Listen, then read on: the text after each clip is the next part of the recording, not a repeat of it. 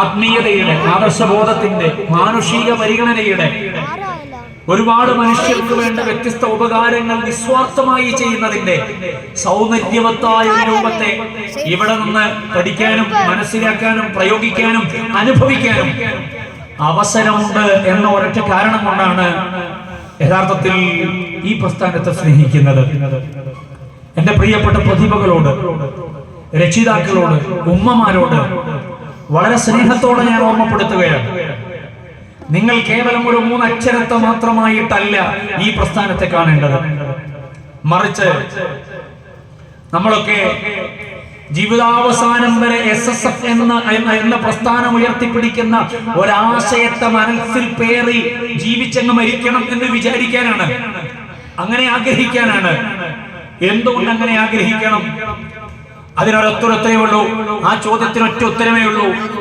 എന്നെ ഞാനാക്കി മാറ്റിയത്, എന്നെ എന്ന് പറഞ്ഞാൽ ഞാനാകുന്ന റാഷിദ് എന്ന ഒരു വ്യക്തിയെ കുറിച്ച് മാത്രമല്ല, എന്നെ പോലെയുള്ള ഒരുപാട് റാഷിദുമാരെ, ഒരുപാട് മുഹമ്മദുമാരെ, ഒരുപാട് അബൂബക്കറുമാരെ, ഇങ്ങനെ തുടങ്ങി വ്യത്യസ്ത നാമങ്ങളുള്ള ഒരു വലിയ സമൂഹത്തെ, ആ സമൂഹത്തെ നന്മയുടെ വഴിയിൽ പിടിച്ചു നിർത്തുന്നതിന് ഇത്രമേൽ പങ്കുവഹിച്ച മറ്റൊരു സംഘമില്ല എന്നതാണ്. 1979 ഈ പ്രസ്ഥാനം രൂപപ്പെടുമ്പോൾ യഥാർത്ഥത്തിൽ അന്നുണ്ടായിരുന്ന ലിബറൽ ചിന്തയുടെ അടയാളപ്പെടുത്തുന്ന പേരായിരുന്നു ഹിപ്പി സംസ്കാരം എന്ന് പറയുന്നത്. പഴയ കാലത്തുള്ള ആളുകൾക്ക് ഓർമ്മ ഉണ്ടാവും. അത് കേവലം ഒരു തലമുടിയുടെ നീട്ടൽ മാത്രമല്ല, അതൊരു സംസ്കാരത്തെ അടയാളപ്പെടുത്തുന്നതായിരുന്നു. ആ ഒരു സംസ്കാരം നിലനിൽക്കുന്ന കാലഗണനയ്ക്കിടയിൽ നിന്നുകൊണ്ടാണ് ഒരു മതസംഘടനയ്ക്ക് വിദ്യാർത്ഥി സംഘം എന്നത് സ്വപ്നം പോലും കാണാത്ത ഒരു കാലത്ത് മറ്റു പല സംവിധാനങ്ങളും അന്നുണ്ട് വിദ്യാർത്ഥികൾക്കായിട്ട്. പക്ഷെ നിസ്വാർത്ഥമായി, കളങ്കരഹിതമായി, വിശുദ്ധ ഇസ്ലാമിന്റെ വളർച്ച മാത്രം ലക്ഷ്യം വെച്ചുകൊണ്ട് ഒരു വിദ്യാർത്ഥി സംഘടനയും ഇല്ലാത്ത കാലത്ത് മുസ്ലിം കമ്മ്യൂണിറ്റിയിൽ വളർന്നു വരുന്ന തലമുറയിലെ വിദ്യാർത്ഥികൾ മെല്ലെ മെല്ലെ ഒരു ഭാഗത്ത് വിദഗ്ധത്തിന്റെ കരങ്ങളിലേക്ക്, മറുഭാഗത്ത് അന്നത്തെ കാലത്തുള്ള ലിബറൽ ചിന്തയിലേക്ക്. ഓരോ കാലത്തും ആ കാലത്തിനനുസരിച്ചുള്ള ലിബറൽ ചിന്തയുണ്ട്, അതില്ല എന്ന് പറയാൻ കഴിയില്ല. ഓരോ കാലഘട്ടത്തിലും കടന്നു വന്ന അത്തരം ഇസ്ലാമിക വിരുദ്ധമായ ലിബറൽ ചിന്തയോട് വിപ്ലവം തീർക്കുകയും പോരടിക്കുകയും അതിനെ അതിജയിക്കുകയും ചെയ്തുകൊണ്ട് മുന്നോട്ട് വന്ന ഏറ്റവും ശക്തിയുള്ള വിദ്യാർത്ഥി പ്രസ്ഥാനമാണ് SSF എന്ന് പറയുന്നത്. ആ ഒരു ശക്തി SSF-നുണ്ട്.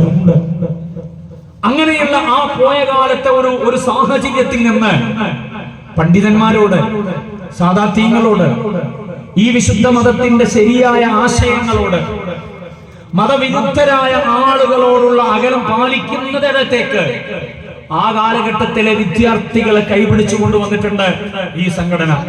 അങ്ങനെ കൈപിടിച്ചുയർത്തിക്കൊണ്ടുവന്ന സംഘടന അൽഹംദുലില്ലാഹ് പുതിയ കാലത്ത് ഓരോ കാലഘട്ടത്തിലുമുള്ള വിദ്യാർത്ഥികളെ രൂപപ്പെടുത്തുന്നതിന്, പാകപ്പെടുത്തുന്നതിന് വേണ്ടതെന്താണോ അത് കണ്ടറിഞ്ഞ് ചെയ്തിട്ടുണ്ട്.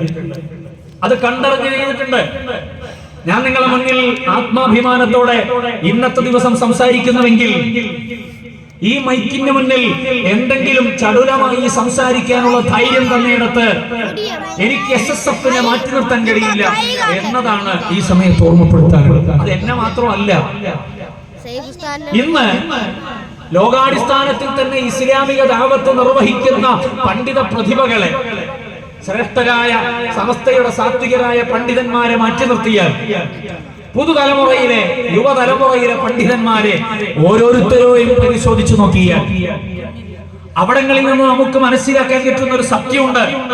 ആ സത്യം എന്താണ്? ഇവരെയൊക്കെ ഉൽപ്പാദിച്ചു തന്നത്, ഇവരെയൊക്കെ സംഭാവന ചെയ്തത് കഴിഞ്ഞ 34 വർഷങ്ങളായി കേരളത്തിന്റെ മണ്ണിൽ ആരംഭിച്ച് ദേശീയ തലത്തിലേക്ക് വികസിച്ചു പോകുന്ന സാഹിത്യോത്സവ വേദികളാണ് എന്ന് നമ്മൾക്ക് ഉറപ്പിച്ചു പറയാൻ പറ്റും.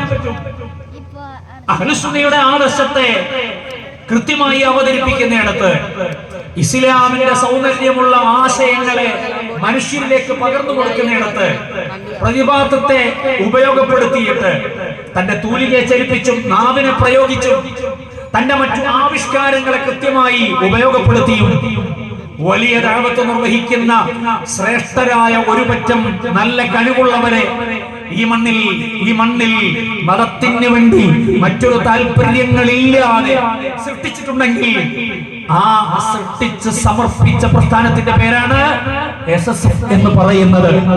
മറ്റൊന്നിനും ആയിരുന്നില്ല. വ്യക്തികൾ അവരുടേതായ വ്യക്തി സ്വാതന്ത്ര്യം ഉപയോഗിച്ച് വ്യത്യസ്ത തലങ്ങളിലേക്ക് പോകുമ്പോഴും SSF ഓരോരുത്തരെയും രൂപപ്പെടുത്തിയത്, പാകപ്പെടുത്തിയത്, അവർക്ക് പ്രതിബദ്ധമുള്ളവരാക്കി മാറ്റിയത് ഒരൊറ്റ ലക്ഷ്യത്തിന് വേണ്ടിയാണ്. ആ ലക്ഷ്യം വിശുദ്ധ ഇസ്ലാമാണ്. ആ ലക്ഷ്യം മുത്തുനബി സല്ലല്ലാഹു അലൈഹി വസല്ലം തങ്ങൾ ലോകത്തിന്റെ നാനാ തുറകളിലേക്ക് പകർന്നു നൽകിയ അവിടുത്തെ സ്നേഹപൂർണമായ ആശയത്തിന്റെ കൈമാറ്റമാണ്. ആ കൈമാറ്റത്തെ അതേ അടിസ്ഥാനത്തിൽ ഭൗതിക ലാഭേച്ഛകളില്ലാതെ ഈ 53 വർഷക്കാലം നിരന്തരം നിർവഹിച്ചുകൊണ്ടിരിക്കുന്ന ഒരു പ്രസ്ഥാനത്തിന്റെ പിറവിയുടെ നാളിൽ നമ്മൾ ഒരുമിച്ച് കൂടുമ്പോ നമുക്ക് സന്തോഷിക്കാൻ വകുപ്പുണ്ട്. എന്റെ പ്രിയപ്പെട്ട പ്രതിഭകൾ, നിങ്ങൾ ഈ വേദിയിൽ മാറ്റുരച്ചു, സന്തോഷമുണ്ട്. നിങ്ങളുടെ ആകാംക്ഷ എന്ത് എന്ന് ചോദിച്ചാൽ ആർക്കാണ് ഇവിടെ ചാമ്പ്യന്മാരായി ട്രോഫി കിട്ടുക എന്നുള്ളതാണ്. ഞാൻ ഓർമ്മപ്പെടുത്തുന്നത്, ഇവിടെ ചാമ്പ്യന്മാരായി ട്രോഫി വാങ്ങുക എന്നതിനേക്കാൾ പ്രസക്തി പ്രധാനം എന്ന് പറയുന്നത് നിങ്ങളാകുന്ന ഓരോ പ്രതിഭകളും ഈ വേദിയിൽ വന്ന് മത്സരിച്ചു എന്നതാണ് നിങ്ങളെ അടയാളപ്പെടുത്തുന്ന ഏറ്റവും പ്രധാനപ്പെട്ട കാര്യം. വിജയവും പരാജയവും ചെറിയ പോയിന്റുകളുടെ വ്യത്യാസത്തിന് വേണ്ടിയാണ്. SSFന്റെ ഒരു സൗന്ദര്യം നേരത്തെ സ്വാഗത ഭാഷണത്തിൽ സൂചിപ്പിച്ചല്ലോ, അബ്ദുൽ സൂചിപ്പിച്ചു. ഈ മത്സരത്തെ ലീഡ് ചെയ്യുന്നത് ആര് എന്ന് ചോദിച്ചാൽ ഈ സ്വാത്വികരായ പണ്ഡിതന്മാരില്ല. അവരുടെ ആശീർവാദമുണ്ട്. പക്ഷേ ഇതിന്റെ A to Z കാര്യങ്ങൾ കൃത്യമായി രൂപപ്പെടുത്തി നടപ്പിലാക്കി പൂർത്തിയാക്കുന്നത് പുതുതലമുറയുടെ പ്രതിനിധികളാണ്. ആ പുതുതലമുറയുടെ പ്രതിനിധികൾ നമ്മുടെ കേരളത്തിന് പുറത്തുമുള്ള വ്യത്യസ്ത പ്രദേശങ്ങളിലും ഇത് നടത്തി പൂർത്തിയാക്കുമ്പോൾ എന്തൊരു സൗന്ദര്യമാണ് അതിന്റെ പൂർത്തീകരണം കാണാം. കാരണം അതിന്റെ ഏറ്റവും സൗന്ദര്യം എന്ന് പറയുന്നത് കാലുഷ്യങ്ങളില്ലാതെ സർക്കാർ സംവിധാനങ്ങൾ പോലും നിർവഹിക്കുന്ന മത്സര പോരാട്ടങ്ങളിൽ അപ്പീലിന്റെയും അതേപോലെ തന്നെ അടിപിടിയുടെയും വക്കീലേക്ക് പോകുന്ന കാഴ്ചയുണ്ടാകാറുണ്ട്. അവിടെ നമുക്ക് അസ്വസ്ഥമാകുന്ന ചില അനുഭവങ്ങൾ ഉണ്ടാകാറുണ്ട്. അന്യായങ്ങൾ എന്ന് പറഞ്ഞ് പലരും പറയുന്നുണ്ട്. ഞാൻ അതിലേക്ക് പോകുകയല്ല. ഞാൻ ഓർമ്മപ്പെടുത്തുന്നത്, ഈ ദീർഘമായ പതിറ്റാണ്ടുകളിലൂടെ ഈ മത്സര വഴികൾ കടന്നുപോയപ്പോ ആ കടന്നുപോയ വഴികളിൽ ആ കാലഘട്ടത്തെ വിദ്യാർത്ഥി സഹോദരങ്ങളുടെ നേതൃത്വം തന്നെ അതിനെ കൈകാര്യം ചെയ്യുകയും ഫലപ്രദമായി അതിനെ പൂർത്തീകരിക്കുകയും ചെയ്യുമ്പോ സ്വാഭാവികമായും ഒരുപക്ഷെ മാനുഷികമായ ചെറിയ നിരാശകൾ ചില ആളുകൾക്ക് ഉണ്ടായാലും അപ്പുറത്ത് നിന്ന് തക്ബീർ മുഴക്കുന്ന കൂട്ടുകാരെ നോക്കിയിട്ട് ഹൃദയാന്തരങ്ങളിൽ സന്തോഷിക്കാനുള്ള ഒരു മാനസിക വികാസത്തിലേക്ക് ഈ പ്രസ്ഥാനം ഇതിന്റെ പ്രവർത്തകർ രൂപപ്പെടുത്തിയിട്ടുണ്ട്. എന്റെ കൊച്ചനുജൻ അല്ലെങ്കിൽ എന്റെ സഹപ്രവർത്തകൻ, എന്റെ അപ്പുറത്തെ യൂണിറ്റുകാരൻ, എന്റെ അപ്പുറത്തെ ദ്വീപുകാരൻ, ആ ദ്വീപുകാരന് ഈ വിജയം കൈവരിക്കുന്നതിൽ എനിക്ക് സന്തോഷമുണ്ട്. ഞാൻ എല്ലാം ഒരുക്കി കൊടുത്തു, എല്ലാം സംവിധാനിച്ചു, എല്ലാം ഇതിനു വേണ്ടി അധ്വാനിച്ചു. ആ അധ്വാനിച്ച് ഇതെല്ലാം പൂർത്തിയാകുമ്പോഴും ആ അധ്വാനിച്ച പ്രിയപ്പെട്ട സഹോദരങ്ങൾ അപ്പുറത്ത് ഈ വേദിയിൽ മാത്രം വന്ന് മത്സരിച്ചു പോയി അവരെ ചാമ്പ്യന്മാർ പോകുമ്പോ അവർക്ക് അഭിവാദ്യം വിളിക്കുന്ന, അവർക്ക് സന്തോഷം പറയുന്ന, അവരും വളരട്ടെ എന്ന് ആഗ്രഹിക്കുന്ന പുതുതലമുറയിലെ പ്രതിനിധികളെ ഈ വിദ്യാർത്ഥി സംഘടന നേതൃത്വത്തിന് എന്നും സമർപ്പിക്കാൻ കഴിഞ്ഞിട്ടുണ്ടെങ്കിൽ ഈ വേദി അവസാനിക്കുമ്പോഴും അതേ വികാരത്തിനും വിചാരത്തിനുമാണ് നമ്മൾ ഇതിനെ സമാപിക്കേണ്ടതെങ്കിൽ അങ്ങനെയാകുമ്പോഴാണ് SSF എന്ന സൗന്ദര്യമുള്ള, SSF എന്ന മഹത്വമുള്ള ഒരു പ്രസ്ഥാനത്തിന്റെ കൃത്യമായ ആശയ വഴിയിലൂടെ സഞ്ചരിക്കുന്നവരായി നമ്മൾ മാറുക. ഒരു കാര്യം കൂടെ ഞാൻ പറയാം, ഈ അർത്ഥത്തിൽ നമ്മളോടൊപ്പം ജീവിക്കുന്നവരുടെ വിജയത്തെ ആഘോഷിക്കുന്നതോടൊപ്പം നമ്മൾ ഈ വേദിയിൽ വന്നു എന്നുള്ളതിനെ വിജയമായി കാണുന്നതോടൊപ്പം ഞാനിനി പിറകോട്ട് പോകേണ്ടവനല്ല എന്ന് നിശ്ചയിച്ച് മുന്നോട്ട് വരുന്നതിനെ കുറിച്ച് തന്നെയാണ് ചിന്തിക്കേണ്ടത്. അടുത്ത ഘട്ടത്തിൽ നമ്മളായിരിക്കണം ചാമ്പ്യന്മാർ എന്ന ആരോഗ്യപരമായ മത്സരത്തെയും SSF ഇവിടെ അവസരമായി അവശേഷിപ്പിക്കുന്നുണ്ട് എന്നുകൂടെ ഓർമ്മപ്പെടുത്താൻ ആഗ്രഹിക്കുകയാണ്. സഹോദരങ്ങളെ, എന്റെ പ്രതിഭകളായ കൂട്ടുകാർ, അവരോടൊരു കാര്യം കൂടെ പറയുകയാണ്. ഈ നാട്ടുകാരോടും ഒരു സന്തോഷത്തിന്റെ വർത്തമാനം പറയാൻ ഞാൻ ആഗ്രഹിക്കുകയാണ്. 3-4 ദിവസം നിങ്ങൾ ഈ വേദി യഥാർത്ഥത്തിൽ വളരെ ഫലപ്രദമായി ഉപയോഗിച്ചു. എന്നാൽ ദിവസങ്ങളുടെ അധ്വാനമുണ്ട് ഈ നാട്ടുകാർക്ക്. ഈ അധ്വാനം താൽക്കാലികമായി സാഹിത്യോത്സവത്തിന്റെ സമാപനം എന്നുള്ള അർത്ഥത്തിൽ അവസാനിക്കുമ്പോ നിങ്ങളെ അധ്വാനത്തിന്റെ ഫലം ഇവിടെ അവസാനിക്കുകയല്ല. നിങ്ങൾ ചിലവഴിച്ച കാശിന്റെ ഫലം ഇവിടെ അവസാനിക്കുകയല്ല. നിങ്ങൾ ആലോചനയുടെ ഗുണം ഇവിടെ അവസാനിക്കുകയല്ല. എന്തുകൊണ്ട്? ഈ വേദിയിലൂടെ കയറി ഇറങ്ങിപ്പോയ പ്രതിഭകളിൽ നാളത്തെ ദായിമാരുണ്ട്. സുന്നത്ത് ജമാഅത്തിന്റെ ആദർശത്തെ കൃത്യമായി അവതരിപ്പിച്ച് അതിലേക്ക് ആളുകളെ കൊണ്ടുവരാൻ കഴിവുള്ള ശേഷിയുള്ള വ്യക്തികളുണ്ട്. ഒരുപക്ഷെ ഈ മഹത്തായ മതത്തിന്റെ ഏറ്റവും സൗന്ദര്യമുള്ള ആശയത്തെ അഗാധതയിൽ പഠിച്ചെടുത്തിട്ട് അറിവിന്റെ ലോകത്തേക്ക് കടന്നു പോകുന്ന പ്രതിഭകൾ ഈ വേദിയിലൂടെ കടന്നുപോയവരിലുണ്ട്. അവരെങ്ങനെ രൂപപ്പെടാൻ, അവരെങ്ങനെ പാകപ്പെടാൻ, അവരെ ആ രൂപത്തിലേക്ക് പ്രചോദിപ്പിക്കാൻ നിങ്ങൾ ഒരുക്കിയ ഈ വേദി സാക്ഷിയാണെങ്കിൽ, ഈ സ്ഥലം അതിന് സാക്ഷിയാണെങ്കിൽ, നിങ്ങൾക്ക് നാളെ 6 മണ്ണിൽ ഒറ്റയ്ക്ക് കിടക്കുന്ന സമയത്ത് സന്തോഷിക്കാൻ വകുപ്പുള്ള പ്രവർത്തനമായി ഈ സാഹിത്യോത്സവത്തിന്റെ വേദി മാറും എന്നുള്ളത് കൽപ്പേനിയിലെ സ്നേഹമുള്ള രക്ഷിതാക്കളോട്, ഉമ്മമാരോട് ഞാൻ ഓർമ്മപ്പെടുത്താൻ ആഗ്രഹിക്കുകയാണ്. അവര് നാളെ വിശുദ്ധ ഇസ്ലാമിന്റെ ദഅവത്തിന്റെ വഴിയിൽ അവരുടെ പ്രതിഭാത്തത്തെ ഉപയോഗപ്പെടുത്തി മുന്നോട്ട് പോകുമ്പോ ഇന്ന് വേദി സംഘടിപ്പിക്കാൻ വേണ്ടി അധ്വാനിച്ച ആളുകൾ ഒരുപക്ഷെ ഭൂമിമുഖത്തുണ്ടാവില്ല. അവരുടെ പ്രവർത്തന മണ്ഡലം തുറക്കുന്ന സമയത്ത് ഇന്നൊരുപക്ഷെ ജൂനിയറോ സീനിയറോ ആയ ഒരു വിദ്യാർത്ഥിയായി മത്സരിച്ചവനാണ് ആ പ്രതിഭയെങ്കിൽ, നിങ്ങൾ ഒരുപക്ഷെ പ്രായമേറെയായി നിങ്ങളുടെ മരണം സംഭവിച്ചതിനു ശേഷമായിരിക്കാം അവന്റെ പ്രബോധന വഴിയിലെ പ്രവർത്തനങ്ങളുടെ പ്രൗഢതയുണ്ടാകുന്നതെങ്കിൽ, ഞാൻ തീർച്ചപ്പെടുത്തി പറയുന്നു, ആ കുട്ടിക്ക് പ്രചോദനം നൽകാനും ആ കുട്ടിയെ വളർത്തിക്കൊണ്ടുവരാനും ആ കുട്ടിയിൽ ഇങ്ങനൊരു പ്രതിഭാത്വമുണ്ട് എന്ന് അവന് ബോധ്യപ്പെടുത്താനും അവന്റെ പരിസരങ്ങളിൽ അവരെ ബോധ്യപ്പെടുത്താനും അവസരമൊരുക്കിയത് നിങ്ങളാണ്, ഈ വേദിയാണ്, ഈ നാടാണ്. തീർച്ചയായും അവർ നിർവഹിക്കുന്ന കർമ്മങ്ങളുടെ പ്രവർത്തനത്തിന്റെ ഓഹരി നിങ്ങൾക്ക് കൂടെ ഒറ്റയ്ക്ക് 6 മണി കിടക്കുമ്പോൾ ആസ്വദിക്കാൻ അവസരമുണ്ടാകുമെന്നതിൽ യാതൊരു സംശയവുമില്ല, യാതൊരു തർക്കവുമില്ല. അല്ലാഹു ആമലക്ക് കബൂൽ ചെയ്യുന്ന ഒരു സംഗമമാക്കി, ഒരു വലിയ പ്രവർത്തനമാക്കി ഇതിനെ മാറ്റിത്തരുമാറാവട്ടെ. ഇനി ഒരു കാര്യം കൂടെ പറഞ്ഞ് ഞാൻ എന്റെ സംസാരം ചുരുക്കുകയാണ്. എന്റെ പ്രിയപ്പെട്ട സഹോദരങ്ങളെ, സാഹിത്യോത്സവം കേവലം ആസ്വാദനമല്ല. SSF മുന്നോട്ട് വെക്കുന്ന ഓരോ പദ്ധതികളും അതിന് കൃത്യമായ ലക്ഷ്യങ്ങളുണ്ട്, താല്പര്യങ്ങളുണ്ട്. അതിന്റെ താല്പര്യങ്ങളിൽ ഒന്ന്, പരിശുദ്ധരായ പ്രവാചകരെ പഠിപ്പിച്ച ശ്രേഷ്ഠമായ ഇസ്ലാമിന്റെ സന്ദേശങ്ങളുടെ സൗന്ദര്യത്തെ അവതരിപ്പിക്കലാണ്, അതനുഭവിക്കാനുള്ള അവസരം കൊടുക്കലാണ്. മനുഷ്യൻ കേവലം വൈകാരികമായി ആലോചിക്കുന്നതിന് പകരം വിവേകപൂർണമായ ആലോചനയുടെ വഴിയിലേക്ക് മനുഷ്യരെ കൊണ്ടെത്തിക്കുമ്പോഴാണ് പരിശുദ്ധരായ പ്രവാചകരുടെ വഴിത്താരയിലൂടെ സഞ്ചരിക്കാൻ നമുക്ക് കഴിയുന്നത്. തീക്ഷ്ണമായ പരീക്ഷണങ്ങളുടെ 13 വർഷത്തിന്റെ മക്കാ ജീവിതത്തെ കുറിച്ച് ചരിത്രത്തിൽ നമുക്ക് വായിക്കാനുണ്ട്. അതിന്റെ വിശദാംശങ്ങളിലേക്ക് ഞാൻ ഇപ്പോൾ പോകുന്നില്ല. അതിനുശേഷമുള്ള പ്രൗഢമായ മദീനയുടെ രാജപ്രൗഢിയോടെ ജീവിക്കുന്ന പ്രവാചക കാലത്തെ കുറിച്ചും നമുക്ക് പഠിക്കാനുണ്ട്.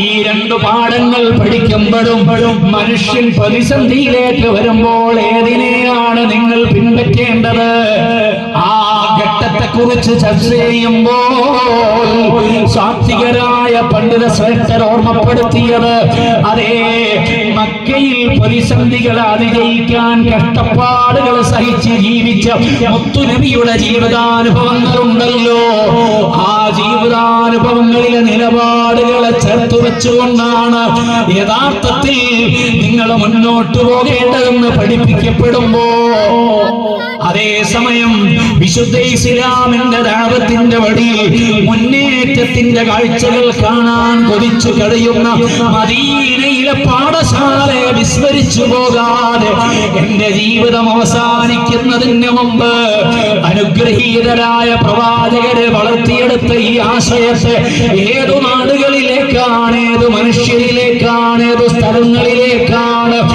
ഏതു വിഭാഗങ്ങളിലേക്കാണ് എനിക്ക് എത്തിക്കാൻ കഴിയുക എന്ന ചിന്തയാണ് നമ്മെ മുന്നോട്ട് നയിക്കേണ്ടത്.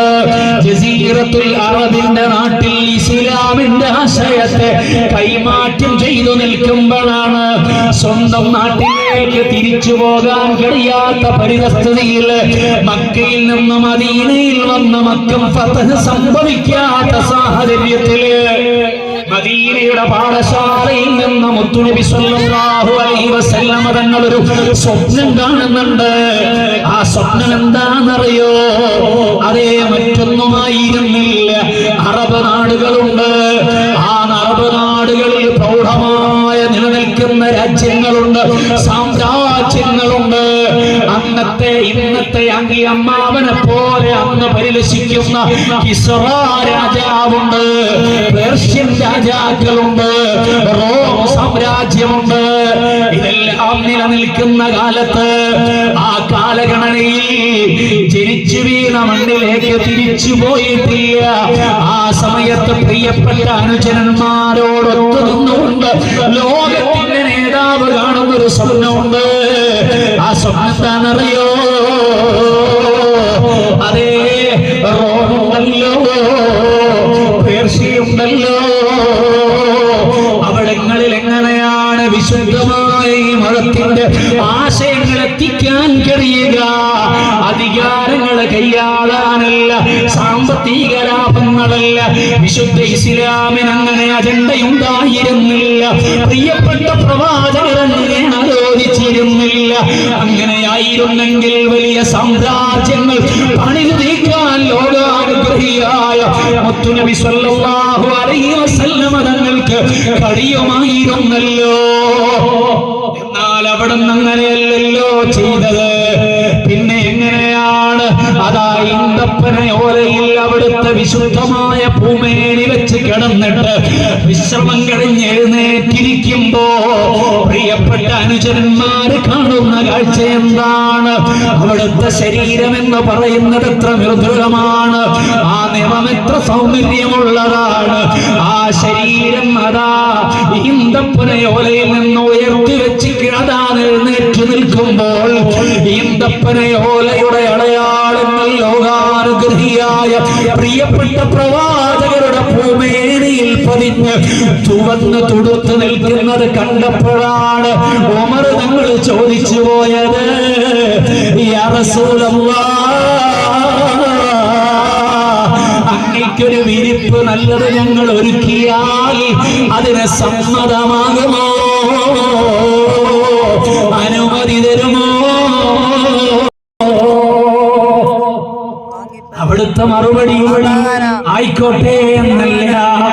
പിന്നെയോ ഈ നശ്വരമായ ഭൗതികമായ ലോകത്തിന്റെ സുഖാസ്വാദനങ്ങളല്ല എന്റെ അജണ്ടയിൽ ഉള്ളത്. ശരീരത്തിൽ വന്ന അടയാളങ്ങൾ എനിക്ക് പ്രശ്നമല്ല. പിന്നെയോ സൃഷ്ടിച്ച നാഥനുമായുള്ള ഇടപാടുകളാണ് എനിക്ക് പ്രധാനമെന്ന് പറഞ്ഞിട്ട് ലോകത്തിന്റെ നേതാവ് ഇവിടെയുള്ള സുഖ സൗകര്യങ്ങളെ അവഗണിച്ച് മുന്നോട്ട് പോയതിന്റെ ചരിത്രത്തിന്റെ എത്രയോ സുന്ദരമായ ഓർമ്മകളുണ്ട്. ഞാൻ അതിലേക്ക് ഇന്ന് ദീർഘമായി പോകുന്നില്ല. അല്ലാഹു അവസരം തന്നാൽ നമുക്ക് നാളെയുടെ രാത്രിയിലാകാം. വെള്ളിയാഴ്ച രാവുകൂടെയാണല്ലോ. മുത്തുനബിയെ കുറിച്ചുള്ള പറച്ചിൽ അവിടെയാകാമെന്ന് പറയുകയാണ്. ഞാൻ പറഞ്ഞു വന്നത് എന്താണ്? മക്കയിലേക്ക് തിരിച്ചു പോകാത്ത സമയത്തും മുത്തുനബി വലിയ സ്വപ്നം കാണുകയാണ്. അനുചരന്മാരോട് പങ്കുവെക്കുകയാണ്. അതേ അറബ് നാടുകളിലേക്ക് ഇസ്ലാമിക ദഅവത്ത് നിർവഹിക്കുന്നതിന് വേണ്ടിയുള്ള ആലോചനയാണ്. നിങ്ങൾ എന്റെ ഈ അഭിപ്രായത്തിന്റെ കൂടെയുണ്ടോ? നഅം യാ റസൂലല്ലാഹ്, ഉണ്ടല്ലോ നബിയേ, ഉണ്ട്. മുത്തുനബിക്ക് സന്തോഷമായി. തന്റെ മനസ്സിലുള്ള ആഗ്രഹത്തെ സാക്ഷാത്കരിക്കാൻ സന്നദ്ധമായി നിൽക്കുന്ന അനുയായി വൃന്ദത്തെ അവിടുന്ന് കാണുമ്പോൾ ഒരു നേതാവിന് കൃത്യമായും സന്തോഷമുണ്ടാകുമല്ലോ. ആ നിലക്ക് പ്രവാചകൻ സ്വപ്നം കാണുകയാണ്. എങ്കിൽ ചോദിക്കുന്നു, സ്വയം സന്നദ്ധമാകുന്നതാരാണ്? കിസ്റ രാജാവിന്റെ കൊട്ടാരത്തിലേക്ക് ഏറ്റവും വലിയ അധികാരിയും സംവിധാനങ്ങൾ അഖിലവുമുള്ള ഒരു പക്ഷേ അഹങ്കാരത്തിന്റെ മനസ്സുകൂടെയുള്ള അന്നത്തെ കുറച്ചുകൂടെ ധിക്കാരപരമായി പ്രവർത്തിക്കുന്ന രാജസന്നിധാനമാണ് പേർഷ്യൻ സാമ്രാജ്യത്തിന്റെ അധികാരി. അവിടേക്ക് ആര് പോകും എന്ന് ചോദിക്കുമ്പോൾ അതേ നിർബന്ധിക്കാതെ സ്വയം എഴുന്നേറ്റു നിന്നുകൊണ്ട് തൗഹീദിന്റെ വചനത്തെ ഏത് മനുഷ്യന്റെ മുന്നിലും പകർന്നു കൊടുക്കാൻ ഞങ്ങൾ ഒരുക്കമാണെന്ന് പറഞ്ഞിട്ട് ധീരമായി എഴുന്നേറ്റു നിന്നതിൽ ഒന്നാമത്തെ മെമ്പർ ആരാണ്? മഹാനായ അബ്ദുല്ലാഹി ഇബ്നു ഹുദാഫത്ത് അസ്സഹ്മി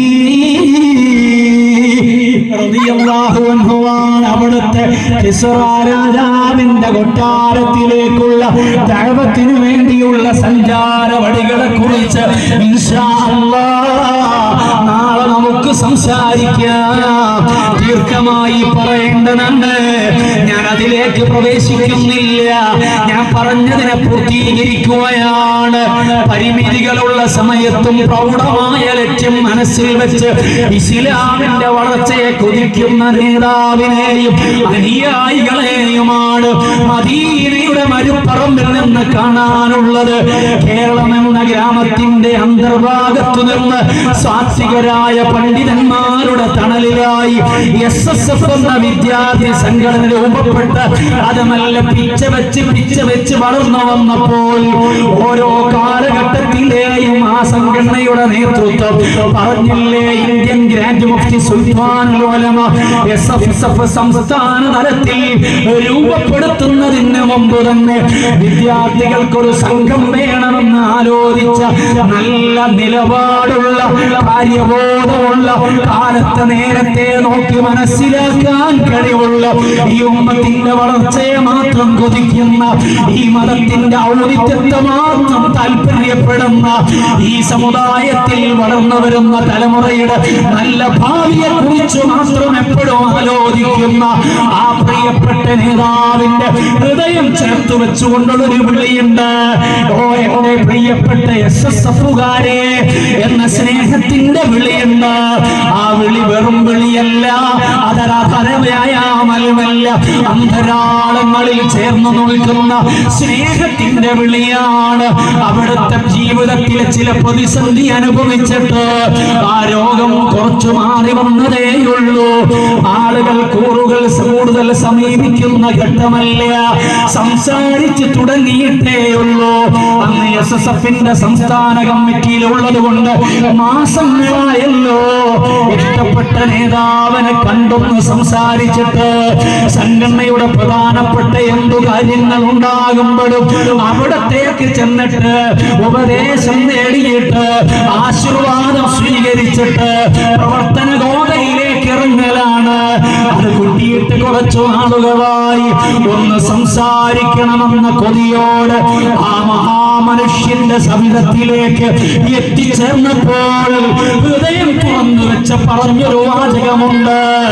എന്റെ SSFകാരെ, SYSകാരെ, മുസ്ലിം ജമാഅത്തിന്റെ പ്രവർത്തകരെ, ഈ പ്രസ്ഥാനത്തിനോടൊപ്പമാണ് ആത്മാവ് പിരിയുന്നതുവരെ നിലകൊള്ളേണ്ടത് എന്ന ബോധ്യത്തിലേക്ക് നമ്മളെ കൊണ്ടെത്തിക്കുന്ന ഒരു പ്രതികരണമാണ്. ഉസ്താദ് ശൈഖുനാ ഉസ്താദ് അവர்கள் പറഞ്ഞു രണ്ടു കാര്യങ്ങളാണ് എന്റെ ജീവിതത്തിൽ അല്ലാഹു എനിക്ക് ഒരുപാട് അനുഗ്രഹങ്ങൾ തന്നിട്ടുണ്ട്. ആ അനുഗ്രഹങ്ങളിൽ ഇനി അവശേഷിക്കണമെന്ന് ആഗ്രഹിക്കുന്ന രണ്ടു കാര്യങ്ങളാണ് എന്റെ മനസ്സിൽ ഇപ്പോഴും ഉള്ളത്. അതിലൊന്നെന്താണ്? അതേ ഇൽമിന്റെ വഴിയിലുള്ള ഖിദ്മത്താണ്. പതിറ്റാണ്ടുകളായി അനുസ്യൂതം തുടരുന്ന ആത്മീയതയുടെ വല്ലാത്ത അലതല്ലിലുള്ള സഹീഹുൽ ബുഖാരിയുടെ ദർസുണ്ടല്ലോ. മുത്തുനബി സല്ലല്ലാഹു അലൈഹി വസല്ലം ങ്ങളുടെ ശ്രേഷ്ഠമായ തിരുവചനത്തെ മനസ്സോട് ചേർത്ത് വെച്ചിട്ട് ആയിരക്കണക്കിന് ശിഷ്യഗണങ്ങളുടെ മുന്നിലേക്ക് പങ്കുവെച്ചു കൊടുക്കുമ്പോൾ അനുഭവിക്കുന്ന ഒരു ആസ്വാദനമുണ്ട്, ഒരാത്മസന്തോഷമുണ്ട്. എനിക്കതെനിയും നിലനിന്ന് കിട്ടണമെന്നാണ് ആഗ്രഹമുള്ളത്. രണ്ടാമത്തെ ആഗ്രഹമായി പറഞ്ഞത് ഈ പ്രസ്ഥാനത്തിന്റെ വ്യത്യസ്ത മീറ്റിങ്ങുകളിൽ പദ്ധതികളിൽ ഇനിയും പങ്കുചേരാൻ എനിക്ക് അവസരമുണ്ടാകണം. ഇതേ എനിക്കിനി ആഗ്രഹമുള്ളൂ എന്ന് പറഞ്ഞ മഹാപണ്ഡിതൻ ഒന്നുകൂടെ ഞങ്ങളോട് പറഞ്ഞു. എന്താണെന്നറിയുമോ?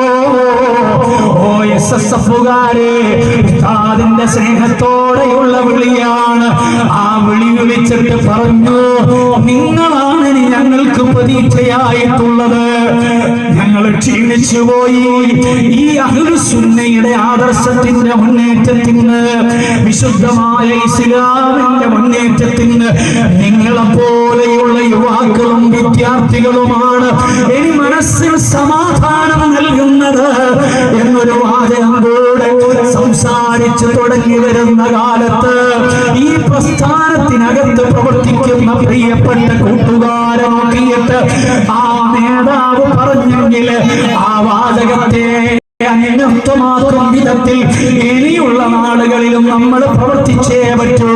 ഞാൻ ഓർമ്മപ്പെടുത്തിയത് ഈ പ്രസ്ഥാനം സ്റ്റേറ്റ് തലത്തിൽ രൂപപ്പെടുന്നതിന് മുമ്പേ മഹാനവറുകൾ രൂപപ്പെടുത്തിയിട്ടുണ്ട്. വിദ്യാർത്ഥികൾക്ക് സംഘമായി അങ്ങനെ ആഗ്രഹിച്ച് തുടങ്ങി വെച്ച് കേരളത്തിന്റെ പരിധിയിൽ നിന്ന് ലക്ഷദ്വീപുകളിലേക്ക്, കർണാടകയിലേക്ക്, തമിഴ്നാട്ടിലേക്ക് അതങ്ങനെ പോയിട്ട് അങ്ങകലെ കലുഷഭൂമിയായിരുന്ന, വൈകാരിക മാത്രം ചിന്തിച്ചിരുന്ന, തീവ്രവാദത്തിന്റെ ഇടമായിരുന്ന, ഇന്ത്യയുടെ അങ്ങേയറ്റത്തു നിൽക്കുന്ന കാശ്മീരിന്റെ ഹരിതാഭമായ ഭൂമികയിൽ ഹരിതവളനീമിലെ നെഞ്ചിയോട്ട് ചേർത്ത് വെച്ചുകൊണ്ട് അതേ മോറൽ റവല്യൂഷൻ സിന്ദാബാദ് എന്ന ആത്മാഭിമാനത്തോടെ വിളിച്ചറിയുന്ന ജീവിക്കുന്ന രാജ്യത്തോട് അനുകൂലമായ മനോഭാവത്തോടെ മുന്നോട്ട് പോകുന്ന നൂറുകണക്കിന് പ്രതിഭകളെ ഈ മഹത്തായ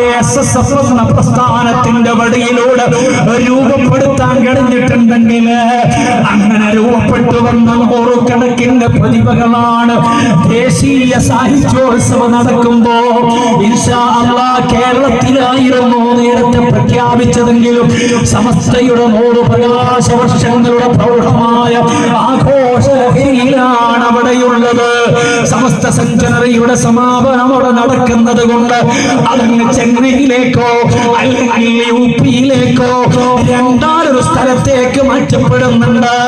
സഹോദരങ്ങളെ, ആ ദേശീയ സാഹിത്യോത്സവം പൂർത്തിയാകുമ്പോഴേക്ക് 2 ലക്ഷത്തിലേറെ പ്രതിഭാധനരായ ന്യൂജൻ സൊസൈറ്റിയില് അവരെ നശിച്ചു എന്ന് പറയുമ്പോ, അവരെ നന്നാവില്ല എന്ന അഭിപ്രായം പറയുമ്പോ, പരീക്ഷയ്ക്ക് വക നൽകുന്ന 2 ലക്ഷത്തിലേറെ പ്രതിഭാധനരായ വിദ്യാർത്ഥികള് യൂണിറ്റ് സാഹിത്യോത്സവം മുതൽ മത്സരിച്ച് സെക്ടർ സാഹിത്യോത്സവത്തിലേക്ക് എത്തിച്ചേരുന്നത് മുതലുള്ള സോഫ്റ്റ്വെയറിൽ കയറി ഇറങ്ങുന്ന പ്രതിഭകളുടെ എണ്ണത്തെ കുറിച്ചാണ് ഞാൻ പറഞ്ഞത്. ആ പ്രതിഭകളുണ്ടല്ലോ, അവർ അവരാണ് പ്രതീക്ഷ, അവരാണ് ഈ മതത്തിന്റെ ഭാവി നിർണയിക്കുന്നത്. അഹ്ലുസുന്നയുടെ അജയ്യ മുന്നേറ്റത്തിന്റെ പിന്നാമ്പുറങ്ങളിൽ ഉണ്ടാകുന്നത്, ജീവിക്കുന്ന രാജ്യത്തിന്റെ നല്ല വളർച്ചയ്ക്ക് വേണ്ടി നിലകൊള്ളുന്നത് കേവലം വൈകാരികമായി ആലോചിക്കുന്നതിന് പകരം വിവേകത്തെ അടിസ്ഥാനപ്പെടുത്തി വിഷയങ്ങളെ കുറിച്ച് കൃത്യമായ നിലപാട് രൂപപ്പെടുത്തി രാജ്യത്തോട്, ജനങ്ങളോട്, സർവ മനുഷ്യരോടുമായി നീതിപൂർണമായ ഇടപെടൽ നടത്തി മുന്നോട്ടു പോകാൻ ചങ്കൂറ്റമുള്ള, അതേസമയം സത്യത്തിന് വിരുദ്ധമായ ആരെന്ത് പറയുമ്പോഴും അചഞ്ചലമായി ആത്മധൈര്യത്തോടെ അത് ഉറക്കെ വിളിച്ചു പറയാൻ, ആ സത്യം വിളിച്ചു പറയാൻ മടിയില്ലാത്ത ലക്ഷക്കണക്കിന് പ്രതിഭകൾ മുത്തുനബി സല്ലല്ലാഹു അലൈഹി വസല്ലം നിങ്ങൾ പഠിപ്പിച്ചതുപോലെ കലിമത്തു ഹഖ്ഖൻ ഇൻദ സുൽത്താനിൻ ജായിർ, ആരാണ് ധീരനെന്ന് ചോദിക്കുമ്പോൾ അക്രമിയായ ഭരണാധികാരിയുടെ മുന്നിലും മാന്യമായ നിലക്ക്, കേവലം വൈകാരികമായ നിലയ്ക്കല്ല, ന്യായത്തിന്റെ പക്ഷത്തു നിന്ന് സത്യത്തിനു വേണ്ടി സംസാരിക്കുന്നവർ, അവരാണ് ധീരനെന്ന് പറയുമ്പോൾ ഒന്നുകൂടെ പറയട്ടെ, വിശുദ്ധമായ മതത്തിന് പോറലേൽക്കുമ്പോൾ, നവലിബറൽ ചിന്തയിലേക്ക് പുതിയ തലമുറകൾ കടന്നു പോകുമ്പോൾ, പ്രിയപ്പെട്ട തങ്ങളുടെ കൂട്ടുകാർക്കിടയിൽ നിന്ന് ധാർമ്മിക വിപ്ലവം സിന്ദാബാദ് എന്ന് വിളിച്ചു പറഞ്ഞിട്ട് കലാലയമുറ്റത്തും ഗ്രാമാന്തരീക്ഷങ്ങളിലും തെരുവുകളിലും ഈ മഹത്തായ പ്രധാനത്തെ അടയാളപ്പെടുത്തി മുന്നോട്ടു പോകുന്ന മക്കളില്ലയോ? അവര് പുതിയ കാലത്തെ ഏറ്റവും വലിയ ധീരരാണ്, ഏറ്റവും സുഹൃതങ്ങൾ ചെയ്യുന്നവരാണ്. പരിശുദ്ധ ഇസ്ലാമിന്റെ സത്യത്തെക്കുറിച്ച് ആത്മാഭിമാനത്തോടെ പറയുന്നവനേക്കാൾ പ്രൗഢമായ വാചകം പറയുന്നവനാണ്